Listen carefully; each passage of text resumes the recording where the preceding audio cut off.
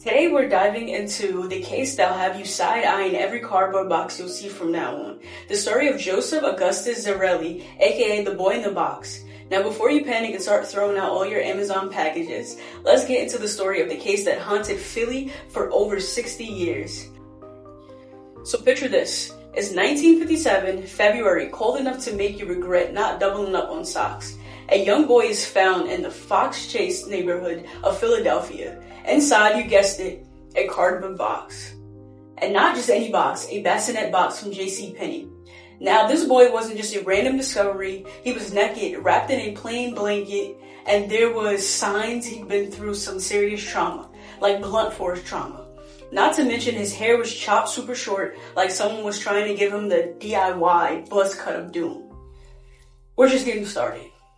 The police went all out trying to figure out who this kid was. We're talking 400,000 flyers printed and sent out. If you lived in Philly back then, you couldn't even blink without seeing this poor kid's face. They even combed through the crime scene so many times, they probably knew the area better than the squirrels who lived there.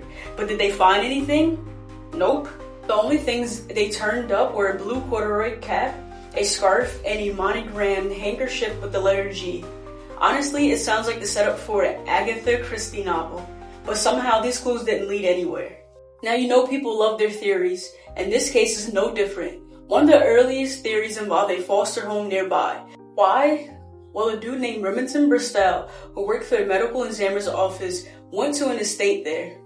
Because apparently estate sales are where mysteries get solved. He noticed they had a bassinet like the one sold at JCPenney and blankets similar to the one the boy was wrapped in. Coincidence? Maybe.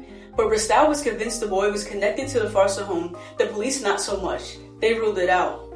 Then there's this 2002 theory from a woman named Martha. Martha claimed her super abusive mom bought the boy. Yes, like on Craigslist before Craigslist existed. According to her, her mom named him Jonathan, and after years of abuse, the poor kid was killed because he didn't finish his dinner properly. Now I know picky eaters can be a headache, but come on. Martha's story sounded legit until you hear their neighbors. They were like, we've never seen a boy at her house. Martha's tripping. And just like that, her story got the boot. So the case went cold for decades. But then, science to the rescue. In 2019, with the rise of forensic, you know, the thing where they track down your cousins to figure out if you're royalty or just another branch of the family tree, they got a DNA hit. Fast forward to December 2022, we finally got a name, Joseph Augustus Zarelli. Turns out he was born on January 13, 1953, and he had a biological parent, but here's where the kicker is. Let's pretend we've never heard of him, right? Tip light. So while we got a name, the detail of how Joseph ended in that box, still a big question mark.